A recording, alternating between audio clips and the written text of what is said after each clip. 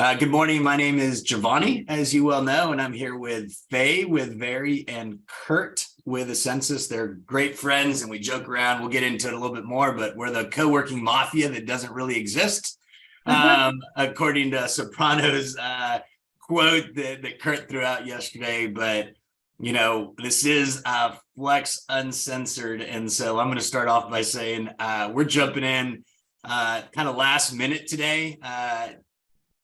Jamie and I realized that we really enjoyed the holidays and we didn't have an episode for this coming week. So it was like, we are going totally uncensored. We couldn't connect. So it's funny. I think I know the answer to this, but Faye and Kurt, maybe you, but I don't think Faye. Were you ever the student in school where the teacher had to run a quick errand to the office or something, was like, hey, okay, you're in charge? Yes.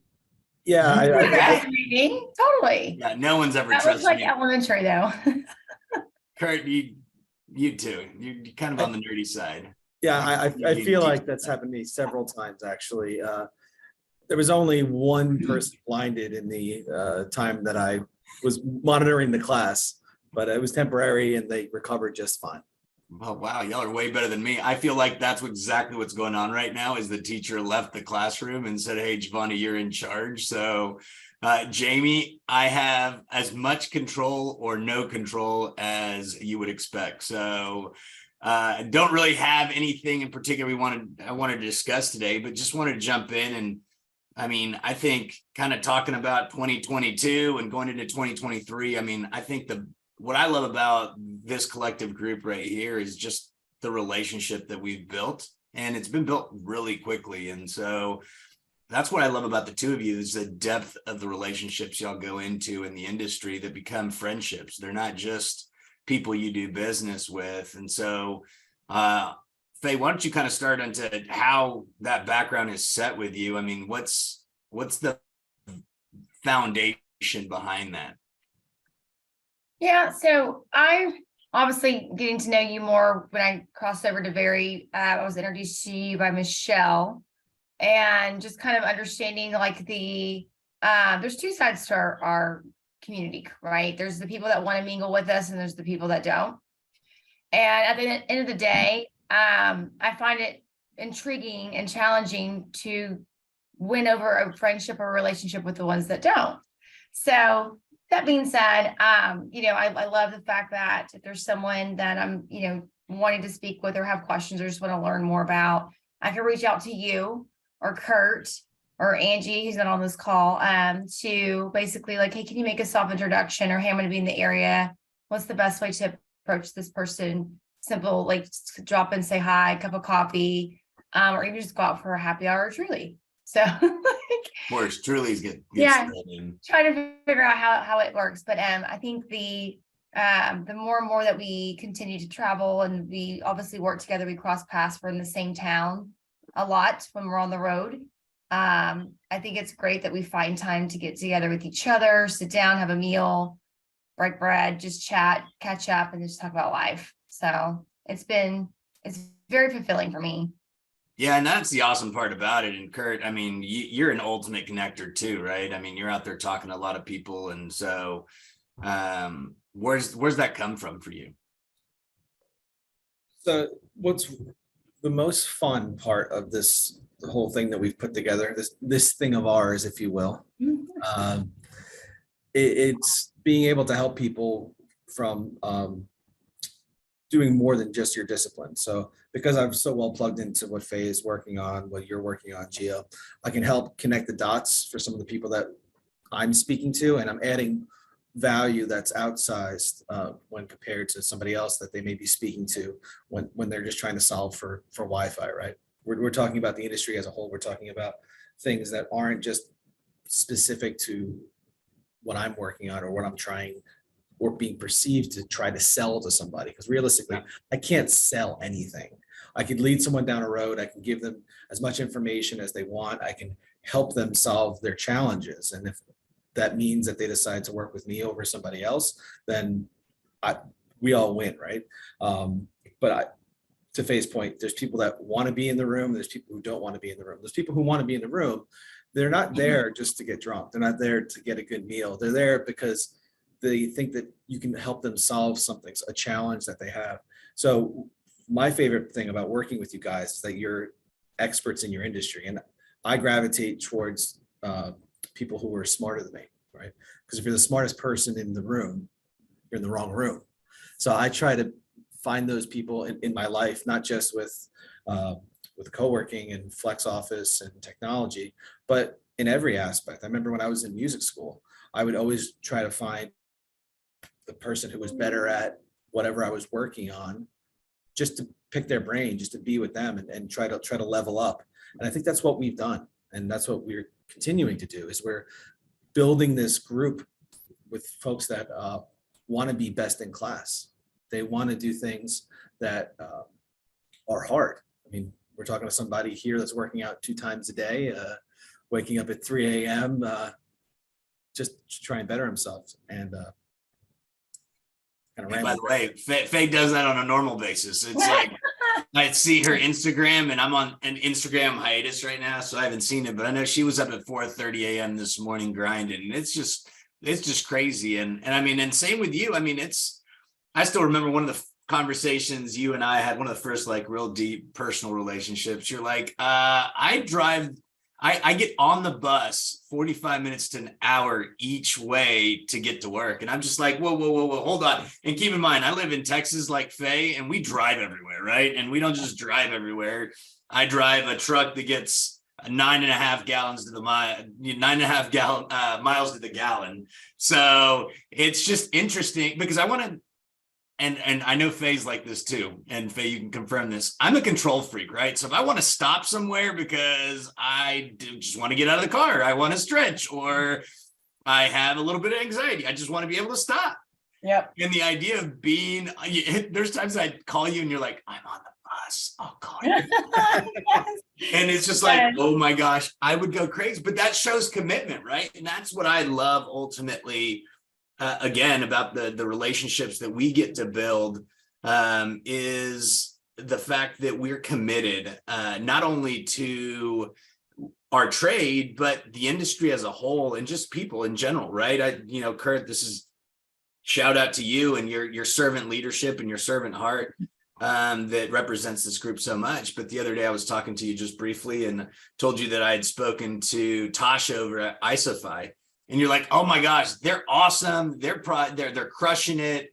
Zach from his Serendipity Lab days. And at the end of the day, he's a competitor, right? You're not trashing him. You're not saying anything else. And, sure enough, we've actually got, we've got 3 amazing ladies scheduled over the next few weeks to record, but Tasha's one of them with Isofy. And we're going to take a deeper dive into what they're doing, because it's so interesting just to hear not only the service providers that are growing their service offerings, but it's also the vendors that ultimately serve the operator and landlord community. And I think that's the cool part that we all get to see. Faye, you've been part of both of you, but Faye specifically on this one. So you've been part of helping Bridge deploy their over on, actually you too, Kurt, right? Are you the Wi-Fi behind Bridges? Well, more than just Wi-Fi, Giovanni. We are the digital infrastructure, and Bridge, we're also managing access control, bookings. And there's quite a bit more, so it's not just Wi-Fi. See, this is a good example. What we do is we open the door for each other and let the other person pitch their services. I tell Kurt all the time, it's not my job to pitch what you do. I just kind of openly tell them what you needed. Get me in the room. Conversation. So Faye and you, Kurt, jump in too. But I mean, a Bridge, what Bridge is doing is one of the first landlords that really had started deploying, right? There's more and more now. Hines is deploying in a bunch of places, I know, which you guys work with. But I mean, Faye, you want to talk about how that landlord dynamic started and kind of how you got to that point as a good example of how this relationship and dynamics work? Well, it started from you, Gio. Gio, you sent me and John an introduction to Tamla, which is their head of design. And yeah, like you said, it's like you're not going to close it, just like make an intro, like, hey, they're going with Court. So you've got like a day to get them into your very world. And yeah, so we got on a call with them and just kind of explained to them, our business model and the simplicity behind it, the speed to lead, which is what they were really going for, was like that speed of like, I sign a lease, get the furniture in there in like 2 weeks based on 2021 world. Today it's a little bit longer. I think it's more like 3 weeks, but yeah, and then just running the math on it, right? And they realized that they could buy our furniture 3 times and basically buy the same desk 3.5 times in a 12-month term, throw it out the window and still be paying more if they were to rent it with court. So that's kind of how all that unfolded. And then that just kind of led to more opportunities in the landlord world. So the Meridian Group is another one. And they just launched their first suite in their DC location, 2500 Wilson. I'm not sure if they established a name yet, but I know they were dancing around a name called Hemisphere, which is an awesome flex name. But as we continue to see the business with the landlords grow, it's the 100%, the ones that are catching on are starting to launch their own flex initiatives, and the ones that are still sitting there wondering are losing out on a lot of business. So but it's been interesting. It's been a great journey with the landlords. Yeah, and Kurt, I want to hear your take on it real quick, but I think to your point right now. So I don't know if people saw Mark Gilbreth's with Liquid Space. He sent out that postcard 2024, kind of looking back at 2023. And have y'all looked at that list, by the way? Yeah, I commented on your status. Yeah, I mean, it's pretty freaking amazing just to hear or read the quotes that occupiers, landlords, vendors, service providers. But it's funny, to your point, mine was essentially around the landlords. I think the landlords are going to realize in this year what they're missing out on in the value proposition behind doing it. And so I think, that leads to Kurt. I mean, you went from a very operator focused sales funnel to now, it's getting heavier on the landlord side as y'all are offering bigger services. But overall, I mean, how is this being received by the landlord community? I mean, give us ideas of, how many landlords, and obviously not specifically, but the swing of landlords that get it versus don't, versus fighting against it, versus not even willing to have the conversation. Yeah. So since my time here, it was always the end goal was to speak to as many operators as possible, right? So when I first started, it was getting in front of as many of those conversations as possible, but not just any operator. It was operators that wanted to scale, that had big visions, that needed to service the highest end of the market. So, when you're talking about, ISFI, Office R&D, all the different players that are out there, they provide an amazing service. But where we're unparalleled at is the highest end of the market, when it's absolutely critical for you to have 100% uptime, 99.999% uptime. For traders, for big banks, they look at the information that we turn over to them, and we tick every box automatically out of the gate. So when it's our job to go out there and preach the gospel of a census, that's really important, is to align with those right players. And fortunately, early on, we were able to have those conversations with the cars, with the JLL flexes, which is a different kind of play on the operator world. But it certainly shifted from just the pure play operator over to the owner operator type of model, who've leveraged the learnings from co-working to be able to apply it not just to a 20,000 square foot floor plate in a singular building in Midtown, but for an entire asset. And that's the big shift that we've seen. And yes, Bridge was certainly on the forefront of that, but you see other entrepreneurial landlords, for instance, Fuse, who've taken that and deployed it across an entire asset. And it's really encouraging to see, but to be honest, it's way slower than I think any of us here would like. Yeah. I think there's a ton of headwinds that are structural, are behavioral, and also just operational. So the structural would be around the way that a lot of these organizations are set up, whether they can recognize the revenue generated from non-rent sources, like in your traditional REIT models. It's challenging because they have to actually go out and create a standalone business to be able to receive that income. and it's recognized as bad income sometimes. So it kind of is hard to wrap your head around that. And landlords who are committed, like Heinz, have done that work to enable that to happen. But it does take a real amount of commitment. And the behavioral side of things is just continuing on doing things as they've always been done, waiting for that 15-year lease. Let's save that budget for to sweeten the pot for TI for to lure somebody in. That's bread and butter. I mean, old school brokers, Gio, you can speak to it better than any of us. What you've seen from talking to your AY colleagues, it's hard to make those shifts, and you've made the investment with Jamie and helping create that fluency. But it's an uphill battle, and I really applaud you guys for doing that, because what you're doing is so important, not just to AY's success, but to the industry's success as a whole, because everything is changing. Nothing is as it was, and that goes over to the operational side of things. So creating structures to be able to address those different businesses within your traditional real estate business, and whether that is partnering via JV with an operator, which is 100% the right idea for certain businesses, or spinning up an operational arm, or leveraging spec suites that are already in your portfolio to minimize your downtime. Recognize that this is the time of flux. 2023 is kind of a jump ball at this point. I think everyone's trying to figure out what it takes. Granted, we're recording this on the 12th of January. Where I'm seeing the most interest is from landlords trying to solve for spec suites, leveraging once again, the learnings from co-working to be able to turn on spec suites instantly. So that downtime becomes zero. And what I'm speaking very selfishly from the technology side, I recognize that a lot of these landlords are advertising their spaces as turnkey. Yeah. I challenge that and I say, okay, great. You turn the key, you walk into the space. Now what? You have to wait 30, 60, 90 days to get connectivity for your employees to work. You might as well sell a space with no oxygen. They're just going to turn around and go back home. Yeah. And I think it's just the overall understanding of people that people lack on the way these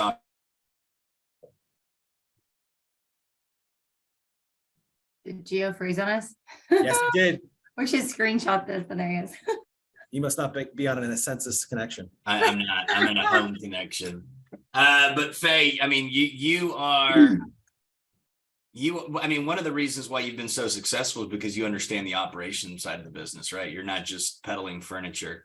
And so, I mean, I'll give you a great example. I don't know if you listened to the podcast this week. I know Kurt does religiously on the bus. But I mean, I brought up the fact that we toured a building last week in Northern Virginia in which the landlord was deploying a conference facility on the first floor that had multiple conference rooms, had a big open lounge, but they were putting their town hall, so their spec suites, like 5 floors above it, not connected in any way, shape, or form. I mean, so as you see these things and you have some of these conversations, with the Meridians of the world, which, I know you're there next week looking at their deployment, and you've been out there and met with them several times, and, just other landlords and operators you work with. I mean, kind of what conversations are you having around that? Yeah. So what's interesting is I'm seeing in my world like more asset owners that have a co-working initiative or a flex initiative that are landlords with assets, and I'm finding that a lot of things coming my way outside of just like my Venture X's and Office Evolutions Pacifics are spec suites. So Bridge is literally, and it's not their Bridge initiative. It's like outside of their Bridge initiative. It's other floors, especially really heavy in the Virginia area. Same thing with the Meridian Group. They obviously have deployed their first suite for their flex, but they're still furnishing several different suites in several different buildings in the Virginia area because they are very heavy in Tysons, Virginia, and Alexandria. And also the Mark. So like, being up in the Northeast, the Mark is taking on, I believe, 1 or 2 more locations, but inside those locations, when I get the floor plans, there are these giant smart suites, like what Bill Bennett would call them, right? And Bill Bennett does it all the time. He's got his co-working, he's got his smart suites, he's got the full floor for lease. So he's been doing it for a long time. He gets it. But I'm not seeing outside of, I'm getting a lot more landlords vibes than just new operator vibes, if that makes sense, which is a good thing in my world, because I think they're starting to pick up on, like, we got to get ahead of the 8 ball. Otherwise we're going to lose out on a lot of revenue. And so the ones that get it, the ones that don't get it, they at least pull the trigger and say, let's do it. And they figure out what went wrong, what went great. And then round 2, you can tell, wow, you guys get it now. And you can tell based on the locations they picked versus the first time, the markets they picked, because obviously you can look at it and say, that's not a great market, but you know, if you don't, that's not my job to tell someone that unless they ask. But I'm noticing, you just got to pull the trigger, do it. You're going to make mistakes, you're going to learn, and then you're going to, you know, basically bounce back. And then the second time around, it's going to be better. And then the third time around, it's going to be better. And, but it's been pretty awesome to see what the landlords are coming up with and how they're trying to get in the skin of the game. And Kurt, obviously, I still feel like a lot of them are going after technology to have it turnkey. So simply they can turn it on. As soon as the furniture's in, the client moves in, they want to be able to turn it on. So like I'm hearing how they're basically pre-wiring the whole building, but not paying for it until someone moves in, they turn on the switch with you. Look at Faye, like, subtly pitching. Look at her. I know it, bro. She's way more subtle than you, Kurt. Mr. ABC, always be closing.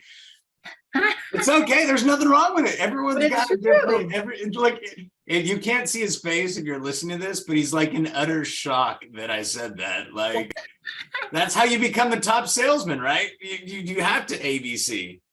Always be closing. I'm trying to think of another word for closing. Always be consulting, and I think that's more of where I was going with that, is speaking to what I see in the world. But yeah, Kurt, you guys actually, and it's not recent, but you know, I'm looking in your background, and as people that listen know, we talked to DK a couple weeks ago. You guys actually office in Tishman's studio, and that's what, 6 months, 9 months? We're coming up on a year now. Yeah. And I love it here. I was thinking about this on my way in. Yeah, the commute sucks. It's not great. You are in a space. You go from this tube, which is filled with 60 of your closest friends and family on this bus that you can't get off, and then you go into even a more claustrophobic tube, which is the Lincoln Tunnel, which can be the longest part of your journey. So yeah, I think it's not for the faint of heart, but it does give you really good opportunities to hone your skill set via the Flex Uncensored podcast. Yeah, downtime. Listening at home, I'm holding. Look at you! You know, sporting the hat. Yeah. But yeah, being here at studio, it is energizing, and I can attest to the fact that we were in our own traditional office for most of my career at Census, and it was in the garment district for a startup. It was a perfect location to get a lot of people in via Penn Station, and a lot of easy commuting. But the space was left a lot to be desired. Giovanni, you were there once. I think there was several homeless people that introduce themselves to you on your way in, but this is a much nicer dig. It's been programmed. Studio's done an amazing job. They've really thought about how the flex business complements the rest of their business, and they've seen the success of having being able to sign long-term leases because of the ability to flex on those additional floors that they're signing for, because studios deployed across the entire Rockefeller Center campus, and that's enabled them to sign big chunky leases, because realistically those organizations don't know what the return to work is going to look like. Still, they don't know who's going to be in the office, who's going to be essential, who's going to get laid off, unfortunately. So yeah, what we're doing is really, really important. I say that selfishly, but it is really important, because you look at every single headline, it's this giant question mark of office. And what we're doing is, if you think about it intelligently, we're de-risking the tenant's future. Because if you're going to sign these big chunky long leases, I mean, that's going to show up on your balance sheets now. And I don't know how good conscious you can do that. And Flex is an amazing alternative to that.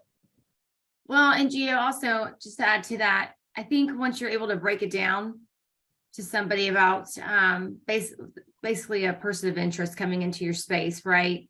This is a really good example. I had someone call me that has no connection to me at all, except I guess he purchases Very through our enterprise solution, like Amazon, B2B. So he's connected with a different person in my company. He's trying to get rid of his space in LA, Anaheim. And I connected him with Bill Bennett because it's like there's like 3 things he needed. One, a remote office in every single market, like big markets like New York, Miami. Is like, oh, Bill. He checks all the boxes. Smart suites. He doesn't want single person offices with all his people, separated. And then he says he's got very intelligent people, and he knows that there's 100 other businesses up there and they're going to poach his people. So I was like, okay, you need a smart suite, check. But he also wanted to sell his space to an operator. It was beautiful. It's all Very. But it is really pretty. The chandelier, like, you can tell there's some West Elm in there, but it's gorgeous. It's absolutely gorgeous. And no one's ever touched the furniture. So huge opportunity for someone to take that, it's like 12,000 square feet. But what caught my guards, I was just trying to ask a lot of questions. And he's like, I'm just going to make this up, $3 per square foot. I just feel like I don't want to pay more than that. And I said, so at the end of the day, though, when you add up your technology, your CAM, all your utilities, electricity, you get it. Internet, cafe, receptions at the front, what do you pay per month? And it came out to like $10, $11 per square foot. And I was like, that's what co-working does. They triple it. Honestly, to make profit. So it's either you take on the responsibility, do what he just did, sign a 5-year lease, never move in. And now you're like, crap, or you just go into a flex operator for the same price, probably a lot nicer. Obviously the space was nice, but you know what I mean? A lot more flexibility on demand. And so I think he was very intrigued by that. So hopefully him and Bill work something out. But yeah, for sure. Gotta be able to break it down for them, but it's just more beneficial for these large employers to find the right operator to go in and accommodate their company as a whole across the nation. Yeah, for sure. Kurt, you almost jumped out of your skin. What just happened? Well, I'm just thinking about it. We've done a terrible job as an industry explaining to landlords the premium that they themselves can get if they were to take on the operational arm. And I get it, there's costs that associated with people and being able to actually stand these spaces up. But if it's a 20% premium per square foot, is that fair? And that's probably just for your basic office. Yeah. But you go on those exteriors and corners, you're going 30% maybe. Where are you going to see a 20% return on your money these days? You're not going to. You're the bank. Yeah.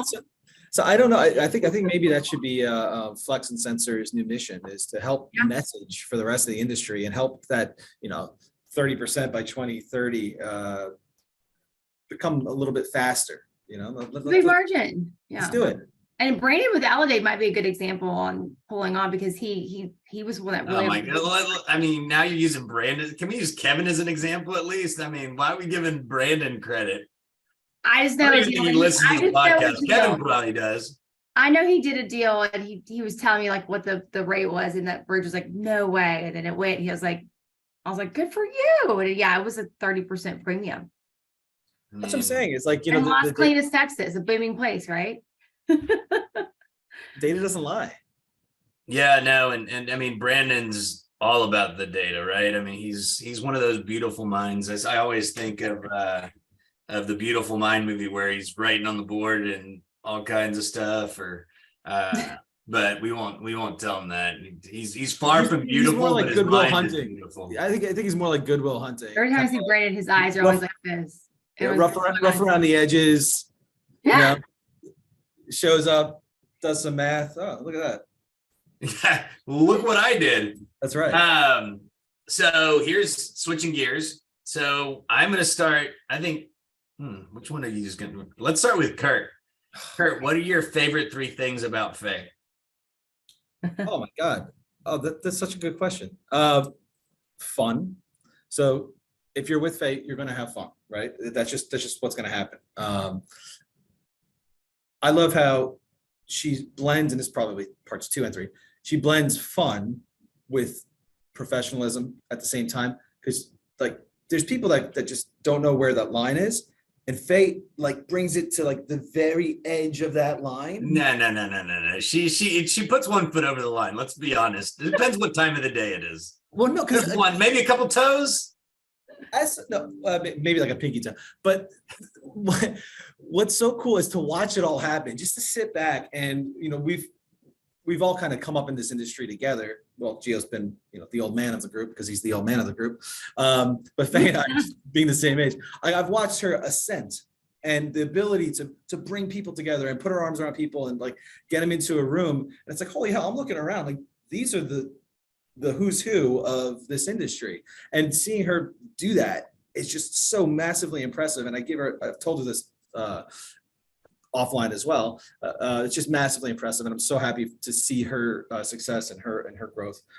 So I mean, that's probably 2 and 3, but the third one is her fashion sense. We showed up to a meeting at Meridian, and I don't think I've seen that many sparkles in daytime. It was like a head to toe sparkle outfit. I was like, but you owned it, and yeah, you crushed it. So You guys see my shoes I'm wearing today? Oh my gosh, I can only imagine. Now here we go. Here they come. You gotta match my shirt. Oh, there we go. Man, those high heels. I don't know how y'all do that. I give y'all props for that. Gotta strut. I can't wear flats. I mean, I can wear sneakers, but they have the little like bump in my step, you know? Yeah. So I'll add a couple things to that. I won't go as far as 3, but what I love about Faye, number 1, is how committed she is to her family. And, you know, she grinds it hard. She's on the road a lot. But she does it at home as well, right? I mean, the fact that she's always at dance recitals, spending what is it, Friday lake days is your days with Michael on the lake during the lake season. So y'all take time to spend together as a couple, and really engaging that. And I haven't engaged with Michael that much, but I have seen how he loves you and cares about you, and vice versa, right? And so he's one of your biggest cheerleaders, and allows for you to go build the business. So I love that, and that's huge, right? And then the other part is you truly have one of the biggest hearts that I know. And I think sometimes the fun side of it overshadows that, and people confuse that. But the fact that you'll go above and beyond for people you love and care about, you know, and you've done that, and we've been able to do that with people who've have been sick or have had loved ones pass away. And it's funny, we send flowers and we put everyone else's name on it without even asking anybody else. Yeah, and so, you know, that's what I love about what we've created. And you mean, Faye, you are one of the hearts of the industry, right? And you bring people together, and you do that everywhere, right?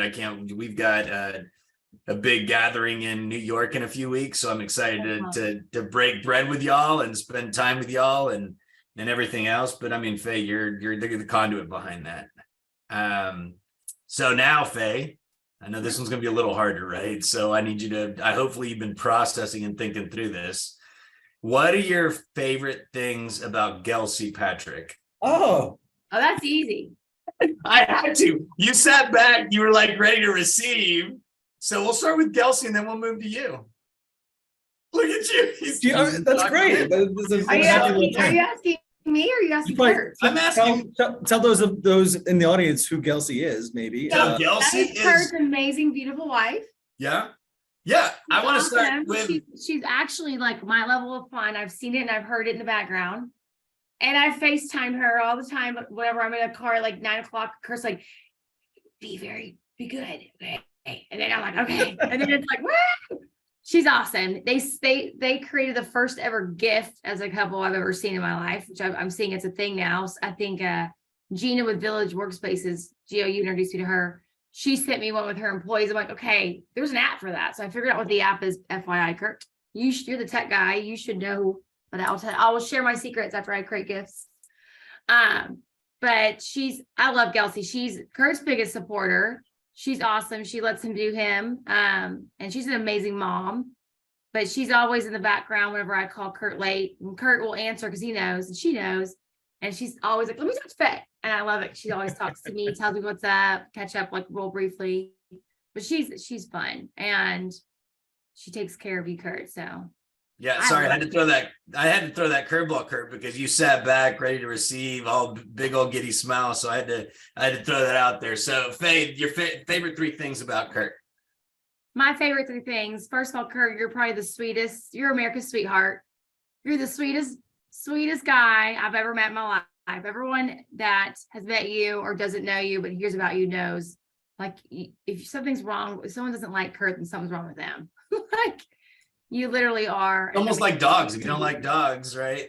Yeah, exactly. Well, I kind of don't I like some dogs, but also your grind, Kurt, like you are a huge grinder as well. You have a different style of how you show it, right? I think I'm more loud and out there and you're more discreet, but the way you get things done, more passive aggressively versus my crazy wild style, I guess.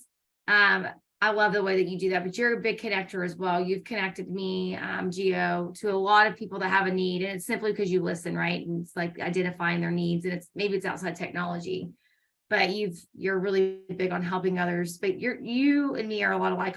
We pride ourselves on being a resource just to help a business be successful, a person be successful, so they can continue to grow.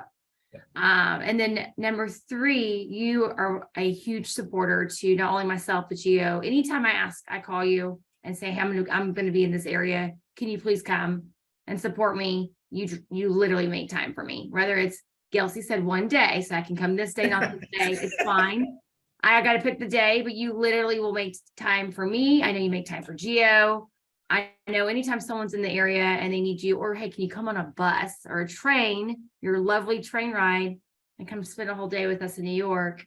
You know, it's things like that where you are always someone I can count on. Yeah, no, for sure. And I think I'll parlay on that count on side, but you're passionate, right? You're passionate about your friendships. You're passionate about your career and your overall trade. You're passionate about your family is huge, right? I love hearing KJ run around in the background. You're passionate about music, right? Yeah.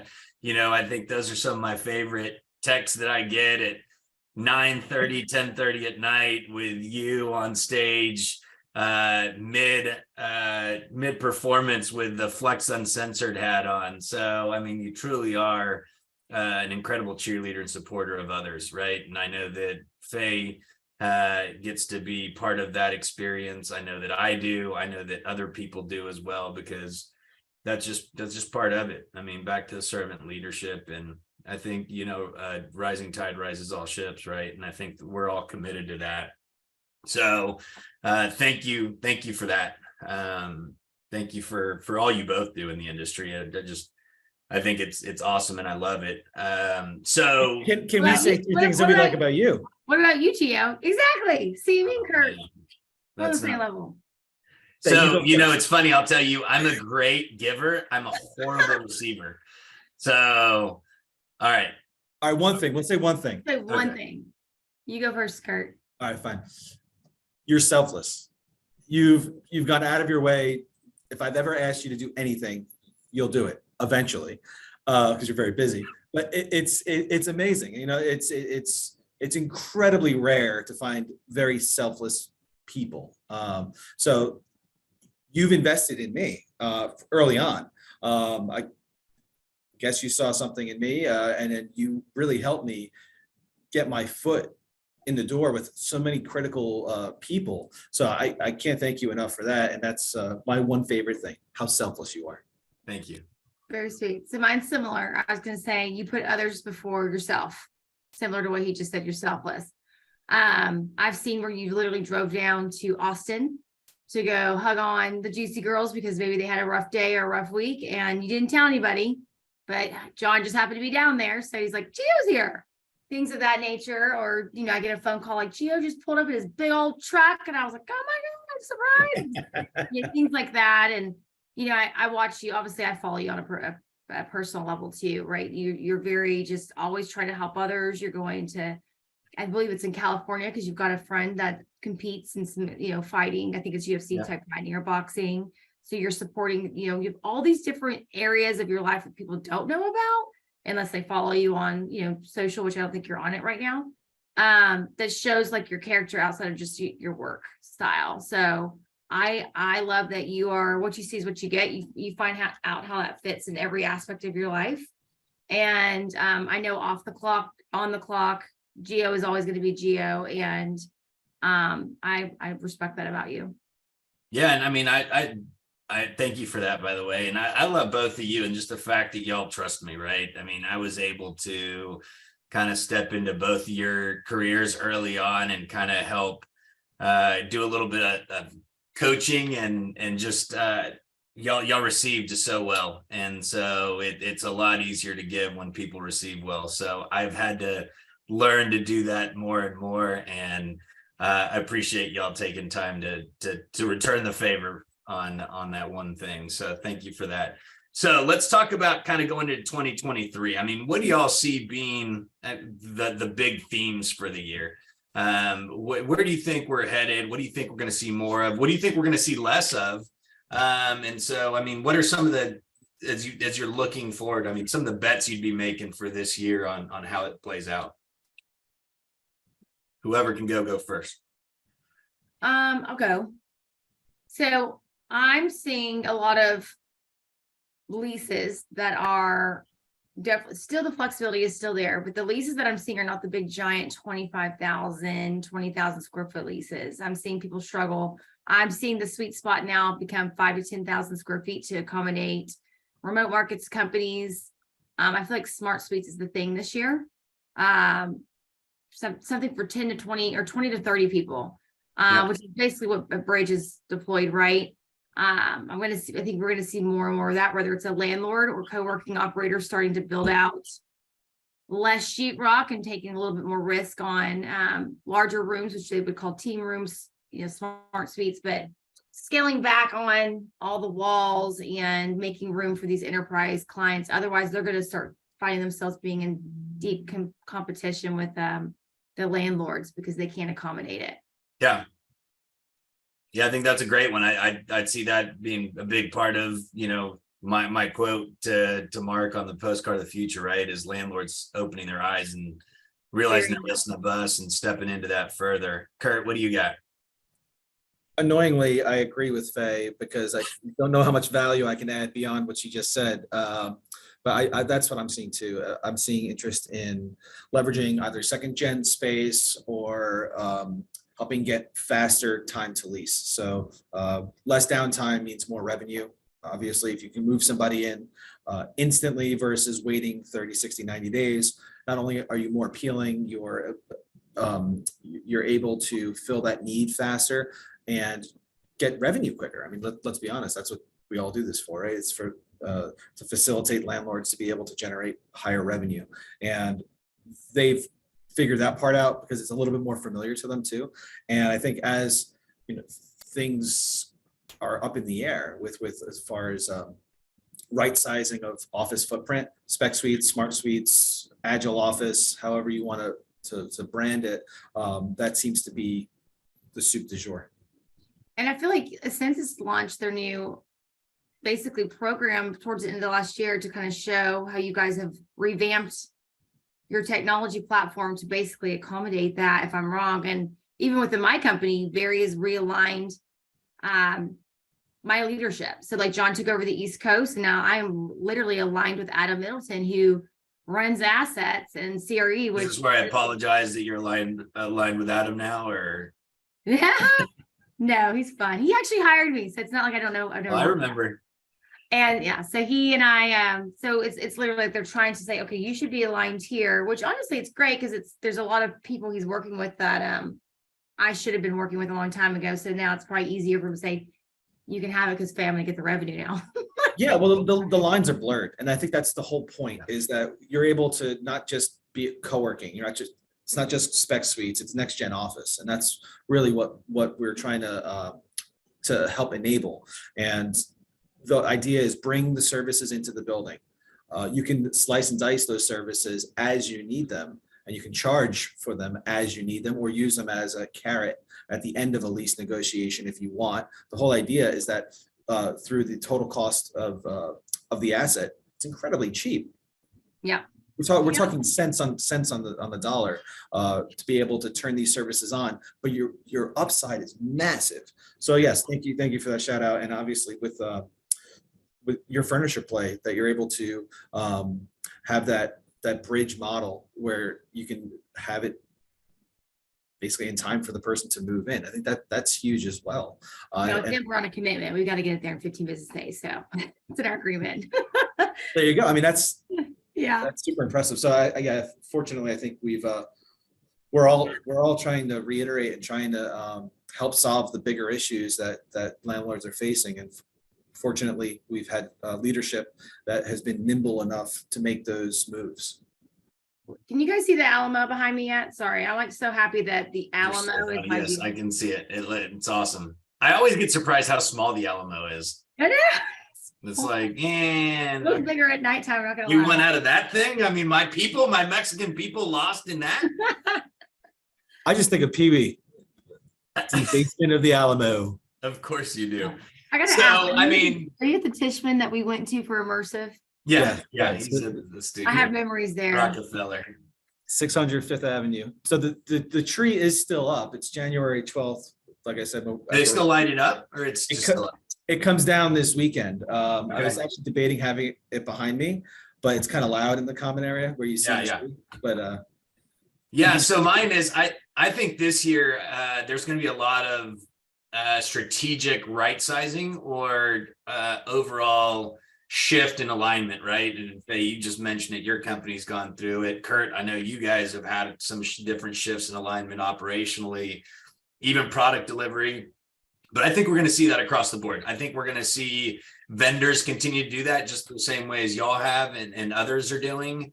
I think you're going to see operators realize, we didn't really know what COVID or a pandemic was, right? So we didn't know what it was like to go into one. We didn't know what it was like to be in one.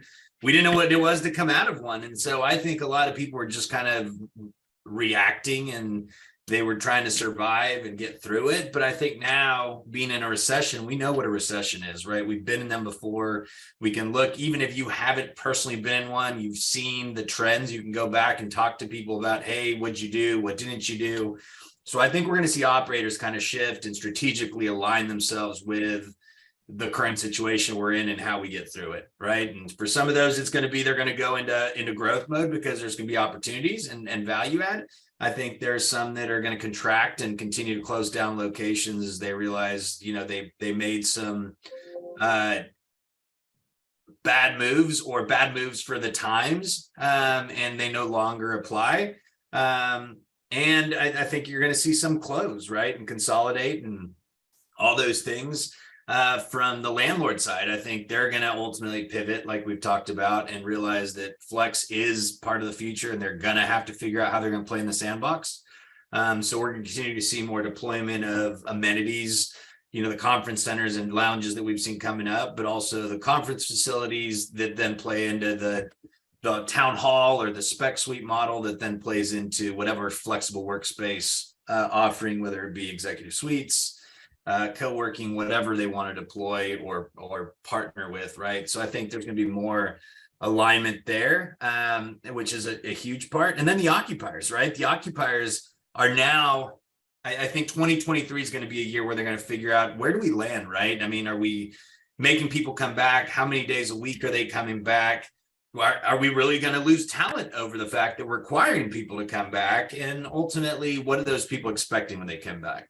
From a safety standpoint, from an amenity standpoint, from an overall offering standpoint. And so I think this is going to be a huge year with a lot of opportunities. I know a lot of people are scared going into 2023, but I think it's the opposite. I think anytime people are scared, I think there's an opportunity to run the opposite direction. And so I tell people all the time is I don't know if it's because I have a big heart or because I'm smart or just simply I'm just straight up stupid. But when people are running out of the burning building, I'm running into it. And so that's just the reality of it. And I think that's where we're at. And so I think there's going to be a lot of that. Oh, one other thing. I think there's going to be a lot of shifting of talent this year, right? We're already seeing people that have been laid off, people that that ultimately, I hate to say it, will be laid off. And so I think that this is going to be a great year to pick up talent and be able to grow our teams and be able to add value from a different perspective. And so it's just, we're going to find out who's committed, right? Who's committed to the overall future of Flex, right? From the landlord side, the vendor side, the service provider side, the operator side.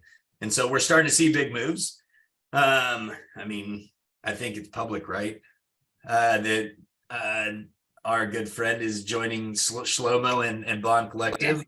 I She's been mean, on LinkedIn. I think she posted Yeah, LinkedIn Melissa official. Shiloh LinkedIn. left JLL Flex, and she's announced she's going to go over to Bond Collective, right? That's a huge move, right? She's going from an overall service provider offering with JLL Flex, and even before that with Serve Corp, and then her own consulting practice to being in-house with one group, right? And so There's I mean, another one on the horizon, but that one's not public. yeah, and I know there's a few more. So, but I mean, can't that's wait. one that I think we could talk about, or really we don't need to get into it. But it's a great example, right? So I think we're going to see more and more of that in this year, more than we've seen, I think, in the time that we've been in the business, right? And so I'm excited to see those opportunities and see those play out. Me too. What else? Do y'all have anything y'all want to talk about in the last few minutes? I want to talk about how we're going to see a lot of our social gatherings start to intertwine and become one whole big family.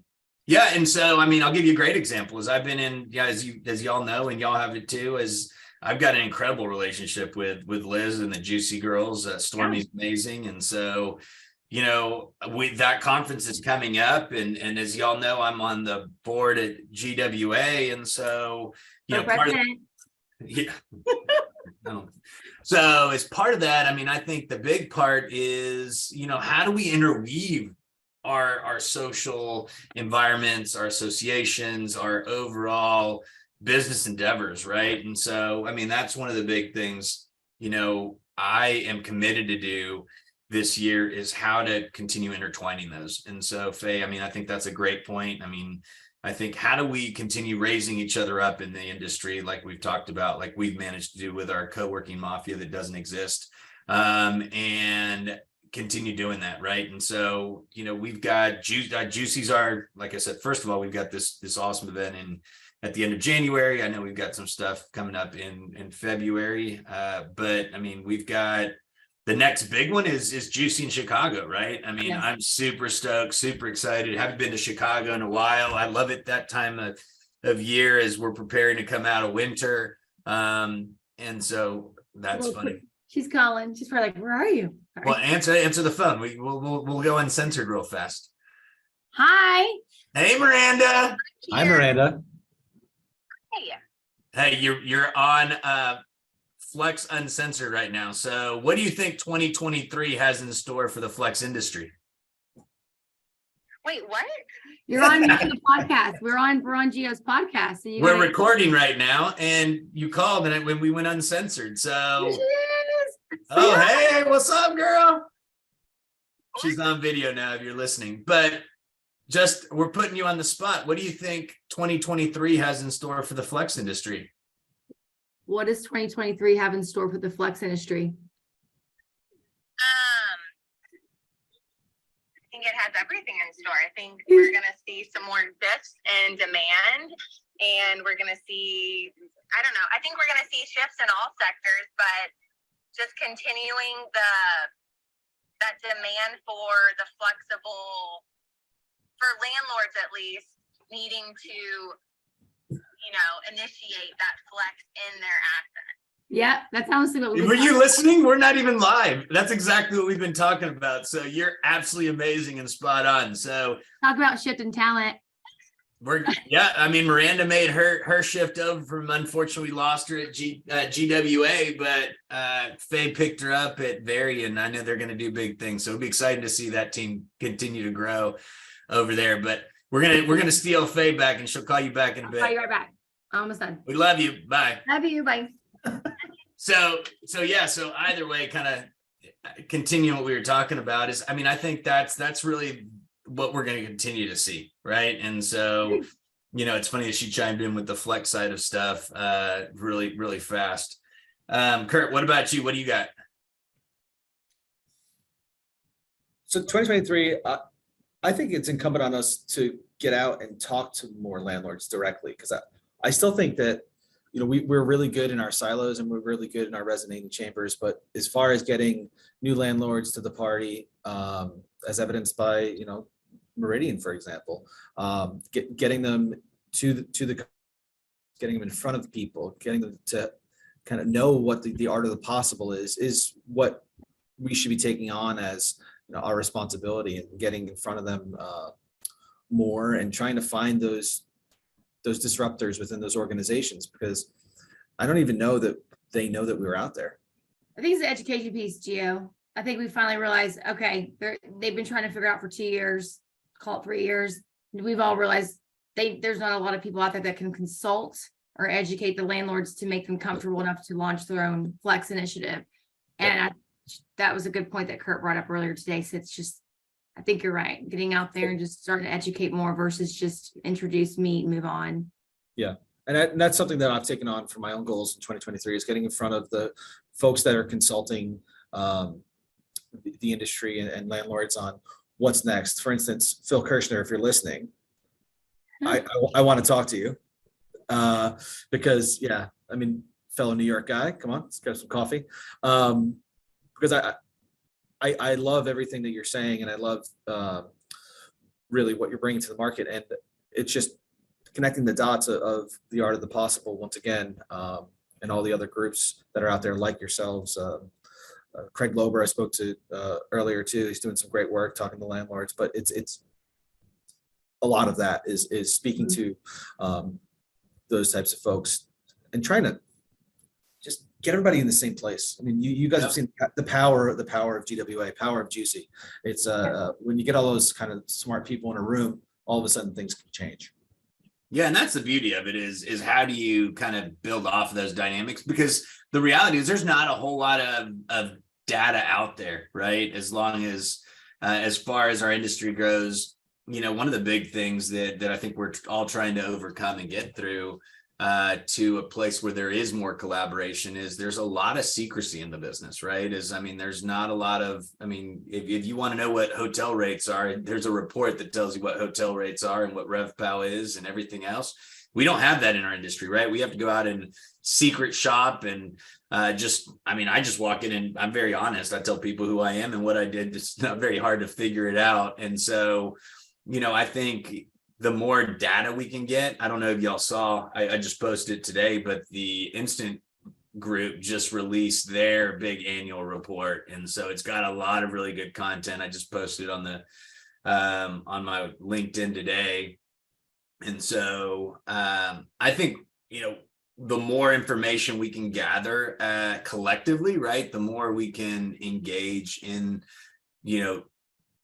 things like Juicy and GWA and just overall just continue lifting each other up, right? So I hope if anything is taken from today's podcast is, the value of friendships, the value of partnerships, the value of overall just being a good steward of relationships and being able to lift people up. I think that's huge. And I think that's really was the focus of today for me. Kurt, you have something? Yeah, we should also probably let those out there listening that the books are open for the Flex Mafia. So although there is no such thing as the Flex Mafia, we're always— Yes, there is. We're going to make it establishment, and we're going to get— You guys don't watch enough mob movies. Like it's always anyway. Comedy and sports, man. Come on now. I don't have time for that. He sent me the clip yesterday of Sopranos. So I saw it. It was so— KJ can't know that there is a co-working / flex mafia. That's right. Some of my money comes from illegal gambling. No. So, which by the way, sorry, another digression, but we need to have the Sopranos theme song lead into this entire podcast, right? Yeah. Can we make that happen in post, Jamie? Thank you. So if you're interested in learning more about what we're doing, things that we can help with, just pretty accessible. You're already listening to the podcast, so you know where to get some good information. So we're happy to involve you. Yeah, and I think to Kurt's point, it's we're here to lift everyone up, right? I mean, so when he says that, I know he doesn't mean just from the network perspective and what a census can offer, but just in general, if you've got any questions about the industry, whether you're trying to grow within the industry, if you're trying to, if you've been with some of the unfortunate people that have been laid off, reach out to us. We're happy to make connections, figure out where you might fit in, where we could open doors for you. If you're currently in the industry and trying to figure something else out, reach out, and we're always here to serve and help in whatever capacity. And that's what servant leadership is what it's about. I've said it plenty of times on this in this last 45 minutes, hour. And so I am extremely grateful to both of you for your friendship and overall collaboration, and jumping in at the last minute. Yes. Kurt's throwing on his Flex Uncensored hat. But yeah, I mean, it is for those, it is 7 a.m. Central Standard Time, and we started this morning early because I found out last night we didn't have a podcast for this week. And I thank Jamie for trusting me enough to leave me in charge of the classroom. Hopefully I did not screw things up too bad. And Kurt, you were about to whisper something. Oh, by last night, 12:30 Eastern Standard Time. That is a good point. That is a good point. I had to put my stuff on D&D. And hey, anyone listening, if you're in New York, we're having a fun gathering. Gio will be there, Kurt, myself. Yeah. Don't hesitate to reach out if you want to join in our fun and have a fun dinner and a couple glasses of wine. So yeah, that's awesome. Appreciate y'all. Everyone go buy your juicy tickets for Chicago. It's going to be awesome. Can't wait. Thank you, guys. Take care. Scott. Thanks. Have a good day. Bye.